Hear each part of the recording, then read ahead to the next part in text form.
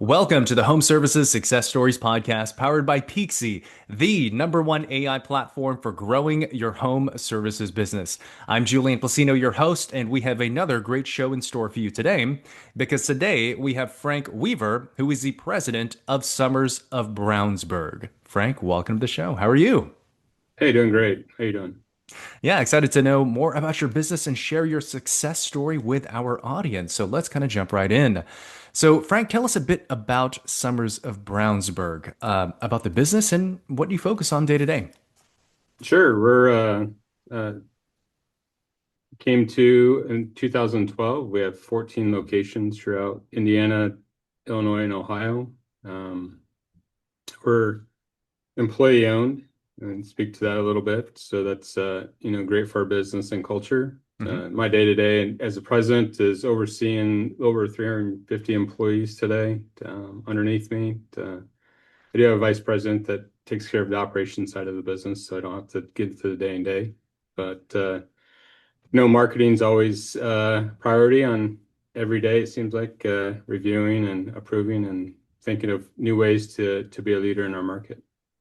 Okay, so a lot of different things. What do you love most about your role as president? Uh, you know, the uniqueness of the day. Every day is different, new challenges, and just way we can solve problems and grow our business. So. Okay. And as president, what do you see as the vision of the business? What's the inspiring vision of the future, would you say? To be the leader in our industry and not just here locally, but throughout the Midwest. And as we continue to grow our footprint, that's really our vision is to continue to grow for our growth pattern. Okay. And tell us a bit about, why do you think Summers Plumbing, Heating and Cooling does exceptionally well that really makes you stand out as a leader in the home services industry? But I think it's the all the employees really take great care of our customers because it's an employee-owned company, Mhm. and it's like getting an owner showing up at the house every single day. Gotcha. So Okay. yeah. Well, let's talk a bit more about that talent, culture, and hiring, and that's you've mentioned that a couple times as far as being employee owned, right? So let's say that potential top talent is interested in learning more about what it means to work for you. So what does employee owned mean to those people? It's a employee owned is a it's a retirement program that's above and beyond anything else that you'll see at a normal business. And if you stick out the business and around for 20 years, it's going to be a nice little goose egg that was given to you because you earn shares of the business every year that you're here. So it's really you're putting in your time for the business, and you don't have to put anything else in except for your time. So it's a great reward for them. Yeah, and definitely a big plus when it comes to looking for a place to stay, long term. Like you can see kind of a future, a vision with the organization. So you mentioned you have 350 employees. So, what do you think sets Summers apart as far as a place to work? The employee owned as one piece, but share a bit more about that. The culture, Hmm. just in general, I think each location's its individual culture, and we make sure that they're unique every at each location, and that managers are driving the culture home by how they see fit and how their people want the culture to be, and it makes it more dynamic in our industry, anyways. And how would you describe what that culture is? It's very family oriented. I mean, you think about we have that many people and that many locations, but we try to keep the family aspect into our business. We do a lot for our employees outside of different things throughout the year, Mhm. bonuses and Colts games and all kinds of things that they enjoy. So Okay. And what do you think, as you continue to grow, you have multiple locations, many employees continue to grow. What are some of the keys that you have perhaps implemented to keep that culture intact, that family culture from growing from small to larger? I'm all about the process and following the process and managing the process and not the people. And I Mhm. think that, as people come into our business, they understand the process, and we're very process oriented folks. So that's probably what's a little unique, different from being a family owned business and more of a, let's call it a corporation as we are. But um, we we have a lot of processes, and I think people really like that type of structure, Mhm. you know, coming from a shop that's maybe not so much structured. So, Okay. So processes have been a key to your growth and kind of keeping that culture intact. So speak to us about how you grow and invest in your team as your technicians and office staff, otherwise. How do you invest in training and development so your team really feels confident, supported, and proud to do what they do? sure, we create a career learning center. It's a Hmm. 5,000 square foot building. We have a director of training and three instructors for both plumbing and HVAC, Oh, and wow. also working through management courses today. Uh, we have over 100 single day courses that they can attend. And then also, as new people come into our business, they typically are over there for about 5 weeks at a time, learning a trade before we actually put them into the organization to run calls. So, Wow. So you actually built like an academy yeah, for uh, training internally. I think that's really great. How long have you been doing that for? it's a little over 3 years now. 3 years Yeah, now. yeah. Okay. What kind of success stories or maybe testimonials can you think of that have come out of that very intentional way of developing your people? One is it's the customer's experience, right? Like Hmm. everyone gets the same experience every single time. Everyone's trained the same, back to the process, and it just works really smooth. And people are very grateful for us to do that. I mean, it doesn't cost them anything. We're paying them to go to our school, Hmm. and we bring them from all over. We pay for them to stay here, the whole 9 yards. So, it's just the investment that we've put into our people to make sure that we have great employees to take care of our customers on day to day.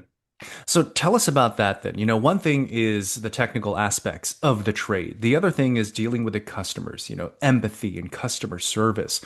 What do you think that you all do differently in the way that you train your people to really deliver that white glove service? Well, part of it is our sales manager. Hmm. He spends a lot of time with them, just getting them to speak in a way that a customer would understand them. And he rides with them. And it's a very, yeah, you have to, I guess, be conscious of that as people continue to age out and we get young people in that don't understand, equipment, everything's throwaway to them. So we have to be able to explain in a way that it makes sense for them to continue to keep their equipment up and running. It's kind of like a car that, they don't keep it up and going, it won't last very long. Very, very similar to the trade. So Okay. So what I heard there is that your sales manager is very hands-on in the development and the mentorship and kind of that personal attention with your team members to make sure that you can really scale that customer aspect yeah. of things, right? And he Okay. has a couple of sales trainers that work with him also. So we've always got people out there helping to train. So It sounds like you have a very well developed like training methodology and infrastructure to support the development of your people at Summers. I think that's really great. Before we move on to kind of the next topic, anything else that you want to mention about your people and the culture and what makes the culture at Summers really awesome? I think everyone just enjoys coming to work. I mean, anytime you walk into any of our buildings, I mean, that's probably the compliment I get the most from everybody that I meet with is everyone was pleasant, happy, excited to be there. It's like they're always greeted by somebody. It doesn't seem like that's, an awful day for them to be here working with us. So, Okay, that's great to hear. So let's talk a bit more about kind of like the growth at Summers and also doing this in a way that keeps the culture intact. You've spoken a lot about processes. So what are some of those processes, or maybe one that just comes to mind that is very unique to Summers that has allowed you to kind of grow and scale and maintain your level of excellence? well, one is I still review every Google review that comes into our business, Mm. and good or bad. Um, and then the bad ones are always rectified, within our managers. They take great pride in that aspect of our business. So I think that's one of it. The other is we've just switched over to Service Titan in the last year here, Mhm. and all our businesses basically speak the same language now. So they're all on the same page and understand. We can look at it holistically, and we're looking apples to apples on how our business operates. Okay, so what I heard was measuring really the most important things, which is the reviews, the customer feedback, and then using technology to help inform you of what those things are so you can rectify any points within the business. Correct. Yep. Gotcha. Okay. Tell us a bit about your leadership team. What makes them great? What makes them great mentors, folks to work with? Tell us about that. My leadership team, I think the biggest part of them is, they act like everyday people, right? Mhm. They don't, they're willing to help wherever needs to be. They'll go out on calls. They will, I mean, our CFOs will haul equipment as needed. I mean, we just all jump in when there's time, when the time is right. And we're very approachable type people that can come in, if you had a problem or you even had a question that doesn't regard to work at all, they're very approachable and they come in and talk all the time. So. So down to earth, approachable, not like leading from afar, but really leading from the front. Yeah. And Yeah. I spent a lot of time in our locations and Mhm. I always have people come up and talk to me and, they're not afraid. Sometimes they don't even realize who I was, maybe at the moment. So You're like undercover boss, right? that's right. Yeah. Yeah. Sometimes, yeah. You learn a lot more than maybe you probably should have at the moment, but it's good. So, Oh, that's great. That's great. Okay. Well, let's shift gears a bit. As you know that the show is powered by Peakzi. You are a Peakzi mhm. customer. So tell us a bit about what your experience with Peakzi has been. No, it's been great. I think very white glove service on their end to help us get through this. AI is like the Wild West today. So it's great to have somebody helping us kind of manage through that and understand where it's going because we can't keep up. And, they've done a great job of trying to get us ahead of the curve on that. Okay. And how would you describe to other home services leaders what Peakzi is? It's AI websites, the easiest way to explain it, that interacts with Chat, GPT, and all the open AI type stuff that gets you promoted and or found easier than just your regular the website. I think the thing that sticks with me is, their platform speaks to machines. Our websites speak to people, right? Like it's right now we're living in that type of world where we need machines are working just as hard as the people are looking for leads. So Wow, that's actually a really important nuance. So, how websites speak to people and AI speaks to machines, and that's how people are searching for information nowadays. Kind of the way people are doing it through AI. So, I guess having been in home services for a long time and also being a leader in it, how important do you think AI visibility is to home services as an industry? oh, it's changing the landscape. I mean, it's a year from now, it's going to look completely different than what it does today. It's kind of like the old AOL and all that it got started into the internet, right? And here we are today talking via Teams or Zoom or whatever it is. AI is going to do the same thing to a certain level. Okay. And have you had some experience with the AI visibility tracker that Peakzy provides? I have. It gives us some great insight on what's going on within our business and how visible we are to the AI engines. So I think it's you know, it, there's never a golden ticket in our business, right? It's all the little things, and this is just another piece of it. Okay, great. So, what would you say has been the overall net benefit of using Peaksy for your business? So my SEO team reviews how much engagement we have with AI through our website, and it's up like 400%, which, maybe we had 3 leads last year, we have 12 or whatever it is this year. So it's definitely helping. Something's improving and something's driving the needle in the right direction. And that's the only thing we've really changed in the AI front. So, Nice. Okay, so you're definitely seeing some increased engagement metrics. So, well, anything else you want to mention about Peaksy before we begin to close things out, Frank? uh, I don't think so. I'm good. Okay. Well, we generally like to close these episodes with kind of a fun lightning round just to kind of get to know you a bit more personally. So, if you're okay with it, let's kind of jump right in, okay? Sure. Good. So, what is the funniest service call that you've ever gotten, and which one comes to mind? Yeah, the one that will always stick out is probably, I'm going to say this is probably 20 years ago today, but I was just a technician on call and had a no heat, show up, and the front door's boarded up, and it's in a really nice neighborhood.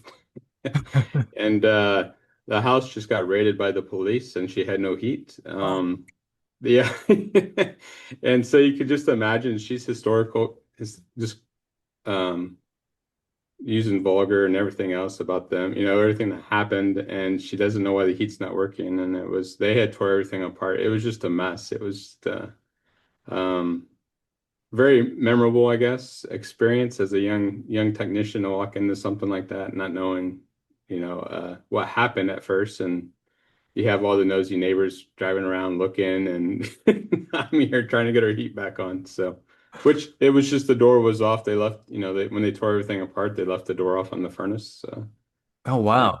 That that was must very, have been shocking for you as a young, oh man. yeah, yeah, yeah. So that was quite an experience. So Good memory, I'm sure, looking back at it. So, yeah. all right. Well, Frank, what's something about you that most people don't know that if they discover would think is unique and interesting? Yeah, I think, I'm not real unique, but I've had some great mentors in my life. Mhm. And Ted Roth is one that comes to mind. He's one of the pioneers of probably the home industries, Mhm. service industries, and he's a great friend of mine. He's in his late 70s today, but he kind of helped create some of the processes that we're doing as, in our industry today. I owe a lot to that guy, and that's probably what's kind of unique with me is I've had a great mentor throughout my life like that. So And what would you say is the most valuable lesson Ted taught you? the most valuable, Hmm. um, it's funny because we look at everything month to month, and he always said, there's a reason why there's quarters because not every month is going to be good, but by the quarter it's got to be. So you've always got to prepare for that. So. I think that's a good piece of advice. So, well, what do you think is the future of home services in one word or phrase? I'm going to say consistent change. I mean, it's always going to change, and you've got to be ready for it. Well, isn't that the truth for sure? Yeah. So Frank, last question here for you. So, when all is said and done, you've been in the industry for such a long time, built a great business, leading from the front. What kind of legacy do you want to leave behind? Yeah, I'd love to leave it as, we built this thing on integrity, and we've built a nice nest egg for many employees with being employee owned. So I think that's what's going to, when I look back, it's going to be great to see that, many people have benefited from what we're doing today. So Oh, I think that's employee great. wise. Yeah, that sounds like for sure a great legacy to leave behind, and it sounds like you're already making that impact. So, well, Frank, this was really great getting to know you, learn more about the business. If you would share with our viewers and our listeners how to connect with you, learn more about the business, find you on social, share with us all that. Yeah, the easiest way is just to go to summersphc.com or find me on LinkedIn under Frank Weaver. I think that's about it, I think. So, Okay. Well, make sure to have all your contact information in the show notes as well. So, Frank, it was great getting to know you. Thank you for sharing your story with us on the show. all right. Thanks a lot.